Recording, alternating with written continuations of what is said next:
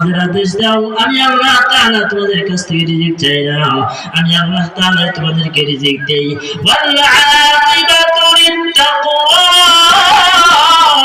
একমাত্র মুত্তাকি যারা তাকওয়াবান, আল্লাহ তাআলার ভয় নিজের অন্তরের মধ্যে রাখে, আখিরাতের ভয় নিজের অন্তরের মধ্যে রাখে, আখিরাতের ভয় নিজের মধ্যে রাখিয়া, আল্লাহ তাআলার ভয় রাখিয়া যারা নামাজ আদায় করবে তাদের জন্য ওয়াল আকিবাতু লিত্তাকওয়া, আল্লাহ তাআলা মুত্তাকি বান্দার জন্য যথেষ্ট বলি। সুবহানাল্লাহ।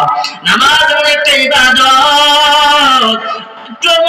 রোগী মানুষ যদি ৩-৪টা রোগে আক্রান্ত হয়, এই রোগী মানুষ যখন ডাক্তারের কাছে যায়, ডাক্তারের কাছে যাওয়ার পর ওই ডাক্তার তাকে অ্যান্টিবায়োটিক ঔষধ দেয়।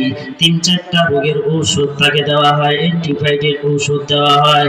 ঠিক তেমনি ভাবে আল্লাহ রাব্বুল আলামিন নামাজ এমন একটা ইবাদত দিয়েছে, এই নামাজ ইবাদতের মধ্যে হলো অ্যান্টিবায়োটিক ইবাদত। এই ইবাদতের মাধ্যমে মানুষ সর্বপ্রকার ফাহিশা গুনাহ থেকে বেঁচে থাকতে পারে।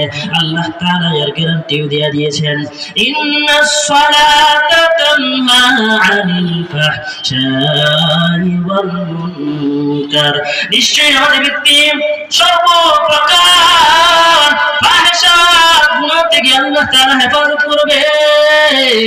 এই নামাজ হলো এমন একটা ইবাদত, এই নামাজ যে আদায় করবে সেই নামাজের মাধ্যমে কোরআনের সওয়াবও পাইবে। এই নামাজ আদায় করার মাধ্যমে হজের সওয়াব পাইবে। এই নামাজ আদায় যে করবে যাকাতের সওয়াব পাইবে। তাহলে আমাদের বোঝার বিষয় হলো ৫ ওয়াক্ত নামাজ যদি আমি আপনি আদায় করি, তাহলে আমি আপনি